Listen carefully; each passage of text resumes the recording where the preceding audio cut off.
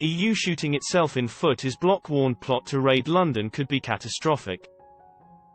The European Union is shooting itself in the foot with its plans to punish banks that fail to shift clearing business out of the City of London, Britons warn. In line with the assessment by the European Banking Federation, EBF, that building strategic autonomy in EU capital markets by shutting the bloc's banks out of London's clearing market would cause serious market disruption. Express readers have said they believe Brussels' proposal would be catastrophic for member nations.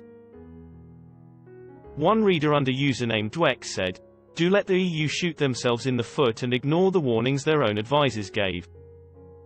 As to how catastrophic for the EU it would be not to clear in London. They will pay dearly for the same, and we will help them pick up the pieces once they realize our market's value." Their remark followed advice by the EBF, the continent's most powerful banking association, against the forced relocation of the EU's clearing activities. Clearing houses act as middlemen in derivatives trades between banks. Since the 2008 financial crisis, they are a vital part of the financial system. And Brexit made him a strong battleground.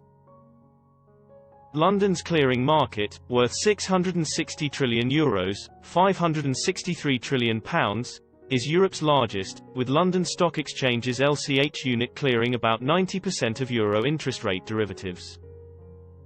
But according to Mairead McGuinness, Financial Services Chief at the Executive European Commission, the bloc has excessive dependence on the city. In a bid to control euro-denominated trades in capital markets, after Brexit the bloc said EU banks would be shut out of London, with an initial deadline of January 2020. However, this was repeatedly pushed back over concerns about financial stability and reduced access to products such as mortgages. Another reader, Ted Bovis, said, "They've tried this many times since the 1980s, every time it has failed because the banks like doing business in London.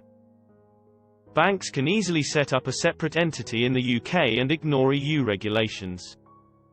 In January, Ms McGuinness was forced to allow EU-based banks and money managers to clear trades in London until June 2025 after banks and their customers did not agree to shift the activity from the city to Deutsche Börse's Eurex in Frankfurt fast enough.